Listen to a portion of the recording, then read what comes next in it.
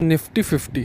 ठीक है, निफ्टी 50 क्या है सबको पता है कि इंडिया की जो टॉप 50 कंपनीज है उसका जो इंडेक्स है उसे कहते हैं निफ्टी 50। क्या आपको पता है? बट इस निफ्टी 50 इंडेक्स में आप भी इन्वेस्टमेंट कर सकते हो। मतलब 50 कंपनीज़ में आपको इन्वेस्टमेंट नहीं करना है, क्योंकि हो सकता है आपके पास उतने पैसे नहीं हो कि आप 50 की 50 कंपनीज़ में एक एक भी मतलब एक स्टॉक तो ले सकते हो, बट प्रॉपर तरीके से इन्वेस्ट करो। ठीक है, और आपको चाहिए क्या? आपको चाहिए निफ्टी 50 जिस तरीके से ग्रो कर रहा है, ठीक है, उतने परसेंट का आपको रिटर्न चाहिए। तो आप ये कैसे कर सकते हो? अगर हम यहाँ पे निफ्टी 50 में आ जाए, ठीक है, तो हम यहाँ पे देख सकते हैं कि निफ्टी 50 कैसे ग्रो हुआ है। ठीक है, और अगर यही रिटर्न आपको भी चाहिए तो कैसे हो सकते हैं? निफ्टी 50 तो हम लोग ऐसे डायरेक्टली तो बाय कर नहीं सकते। ठीक है, तो वो हम कैसे बाय करेंगे? उसके लिए आता है आपको निफ्टी 20। ठीक है, निफ्टी 20। अब निफ्टी 20 कैसे परचेज़ करें? यहाँ पे चले जाना और यहाँ पे डाल देना निफ्टी 20।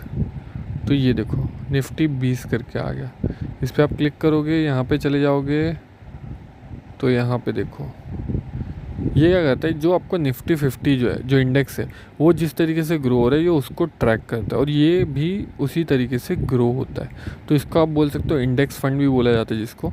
तो यहाँ पे आपको निफ्टी 50 में अगर आपको इन्वेस्टमेंट करनी है तो निफ्टी 50 जो निफ्टी के 20 है वो आप ले सकते हो। यहाँ पे आके आप लॉन्ग टर्म पे चले जाओगे तो यहाँ से आप आराम से परचेज़ कर सकते हो निफ्टी के जो 20 है वो लॉन्ग टर्म के लिए।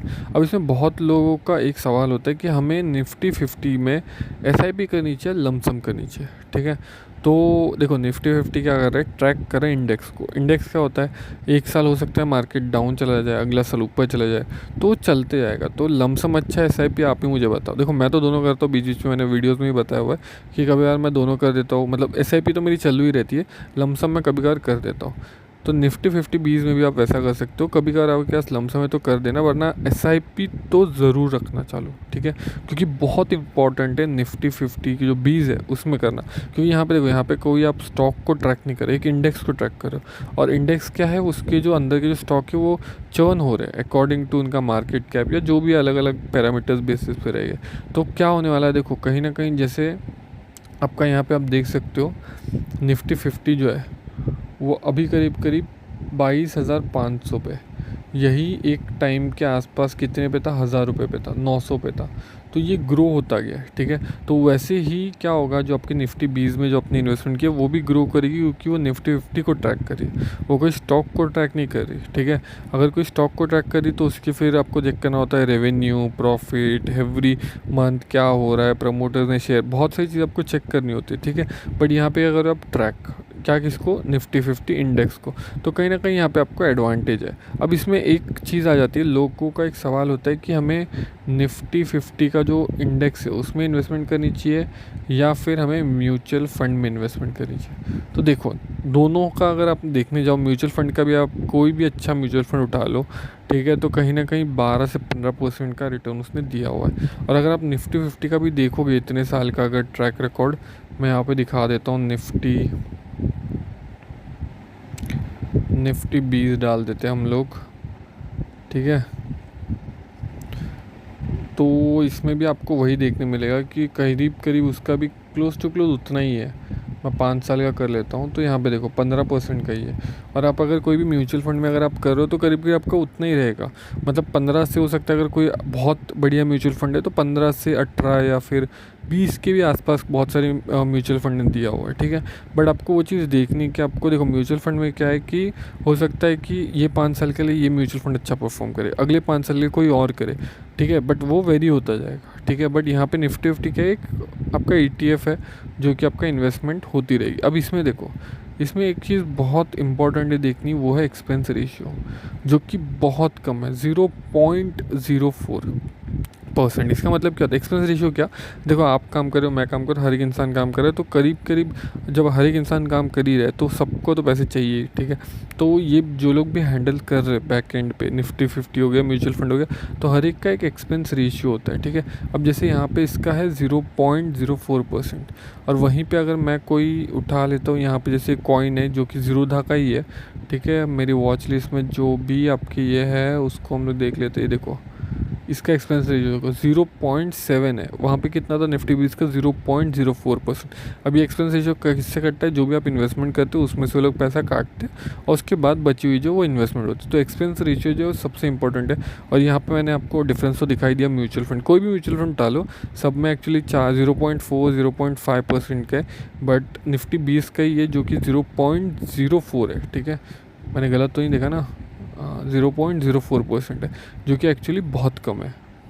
अब इसमें बहुत लोग ये पूछते हैं कि निफ्टी 50 जो ये जो 20 है ये परचेस कब करनी चाहिए। जैसे अभी मार्केट गिर रहा है, ठीक है, तो अभी अगर हम परचेस करेंगे, जैसे समझो यहाँ पे अगर मैं यहाँ पे ग्राफ देखूँ, ठीक है, तो बहुत लोगों का जो निफ्टी 50 का जो ये है, बहुत लोगों ने 290 पे लिया होगा, 270 पे लिया होगा, 280 पे लिया होगा, बट अभी क्या प्राइस है 250।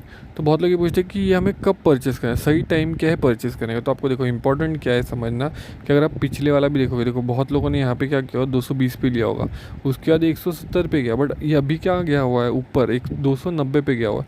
तो अब जिन्होंने भी 220 पे भी लिया वो लोग भी अभी प्रॉफिट में ही है 70 रुपये के।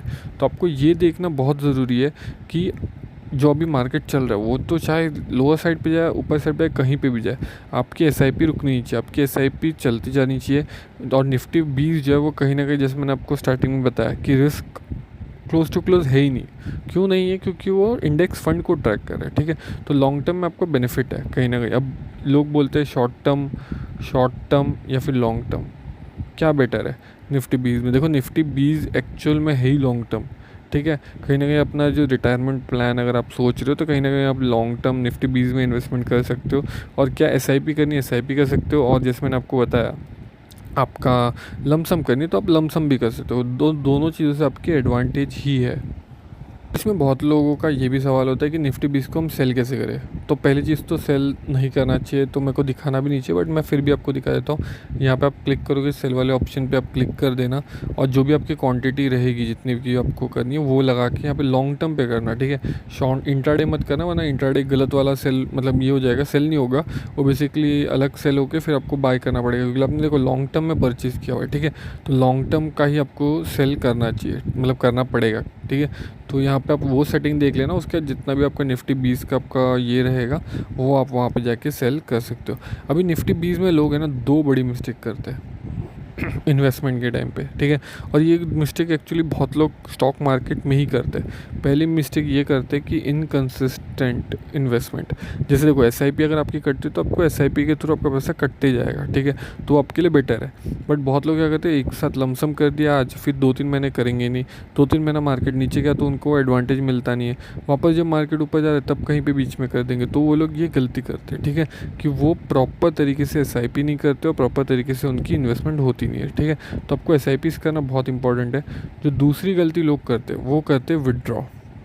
ठीक है, ये चीज़ तो मैंने इससे पहले भी पता नहीं कितनी वीडियो में बोल चुका हूँ कि लोगों को विदड्रॉ, ठीक है, विदड्रॉ नहीं करना चाहिए। क्योंकि देखो विदड्रॉ अगर आपने पैसा कर दिया मतलब आप बड़े ही लॉस में चले जाते हो, क्योंकि जो आपको कंपाउंडिंग को टाइम देना चाहिए, तो आपको भी पता है कंपाउंडिंग कैसे काम करती है, ऐसे। ठीक है, ये ऐसे देखा जाएगा, उतने में फिर ये स्टॉक ऊपर चला जाता है। उसी तरीके से हर एक कंपाउंडिंग का जो फैक्टर है वो काम करता है। तो इम्पॉर्टेंट क्या है, आपको कंपाउंडिंग को टाइम देना। बहुत से मैंने कुछ एग्जांपल दिए रहेंगे आपको SWP के, कि पहले 7-8 साल तो आपको देखने ही नहीं मिलता। जो आपके 7-8 साल का रिटर्न बनता है वो अगले 3 साल में बनता है, फिर वो अगले 1-1 साल में भी उतना % का रिटर्न बनता है। क्यों? क्योंकि आपका कॉर्पस जो है वो उतना बड़ा बन चुका है, उसका बेस उतना अच्छा बन गया, जिसके कारण वो लॉन्ग टर्म में इन्वेस्टमेंट दे रहा है। ठीक है, क्यों? क्योंकि आपने टाइम दिया। तो बहुत लोग क्या करते हैं विड्रॉ कर लेते हैं, गाड़ी ले लेंगे, ये ले लेंगे, तो उसमें उनका जो कंपाउंडिंग है वो हो नहीं पाता और कहीं ना कहीं उनका लॉस हो जाता है। ठीक है, तो सबसे इंपॉर्टेंट जो है दोनों गलतियाँ, और दोनों गलतियाँ मैंने आपको बता दी। जो